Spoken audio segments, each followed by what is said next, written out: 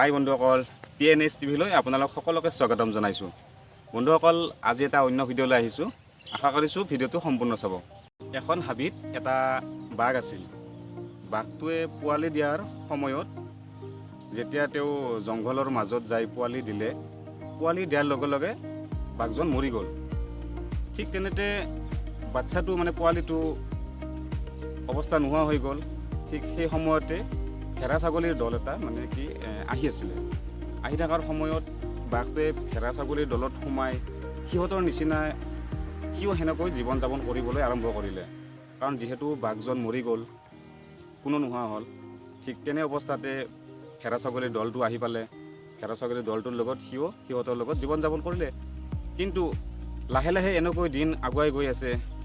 বাঘে নিজকে চিনি পোৱা নাই যে সি এজন বাঘ। ভেড়া ছাগলীৰ দৰে সিও ঘাঁহ বন খায়, সিহঁতৰ নিচিনা এনেকৈ চলি আছে। এনেকৈ বাঘটো ডাঙৰ হ'ল।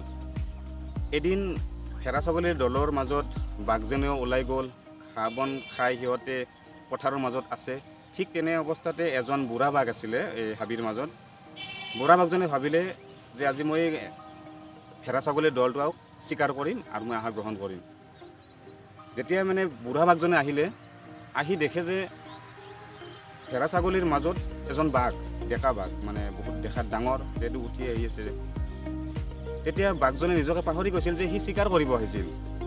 সি ভাবিলে ভেড়া ছাগলীৰ মাজত এই বাঘটো কি কৰিছে। সি কিছু সময় ভাবি দেখে যে নহয়, মই বাঘজনক আক্ৰমণ কৰিম, কাৰণ তাক মই সুধিম এইবিলাক কি নাটক কৰিছ তই। ঠিক তেনে অৱস্থাতে চিকাৰ কৰিবলৈ তেওঁ আগুৱাই গ'ল। আগুৱাই যোৱাৰ পিছত ভেড়া ছাগলীৰ দলটো পলাই গুচি গ'ল ভয়ত।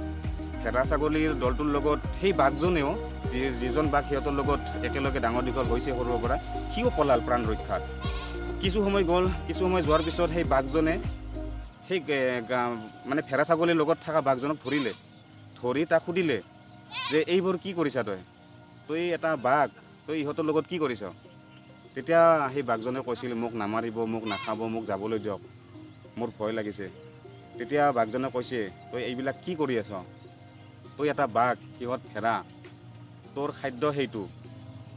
সি বুজি পোৱা নাই, সি নিজকে ভেড়া বুলিয়ে ভাবি আছে, আৰু সি যিটো বাঘে কথা কৈ আছে সি একো বুজিব পৰা নাই। সেইবাবে বাঘটোৱে ভাবিলে কি যে তাক ওচৰত এটা পুখুৰীৰ পাৰত লৈ যাই পানীও ধুনীয়া চিকচিকীয়া হৈ আছে, জংঘলৰ মাজৰ ফিচাৰী পুখুৰী, তাত তাৰ মুখখন চাব দিলে। সি নেচাই, ভয় কৰি তথাপি বাধ্য হ'ল চাবলৈ।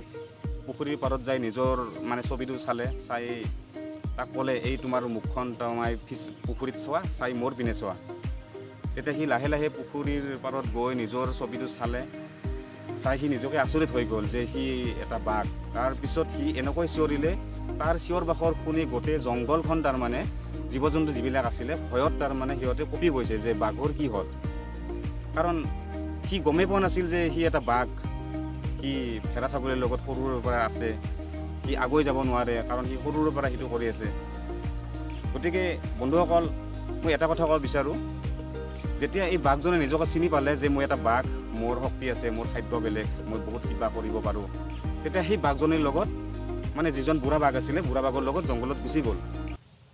এতিয়া মই এই ভিডিঅ'টোৰ জৰিয়তে আপোনালোকক এটা কথা ক'ব বিচাৰিম বা আমি জানিব বিচাৰিম, আপুনিও কিবা নহয় কিবা এটা কৰিব বিচাৰিব, কিন্তু আপোনাৰ ওচৰে পাঁজৰে যিবিলাক মানুহ আছে বা কিছুমান মানুহে আপোনাক উঠিবলৈ নিদিব। কিন্তু আপুনি নিজক চিনি পাব লাগিব যে আপুনিও কিবা এটা কৰিব পাৰিব। গতিকে যোনে যি কওক, আপুনিও নিজৰ কৰ্মত আগবাঢ়িবলৈ চেষ্টা কৰক, কিবা এটা কৰিবলৈ চেষ্টা কৰক, আপুনি নিশ্চয় জয় হ'ব।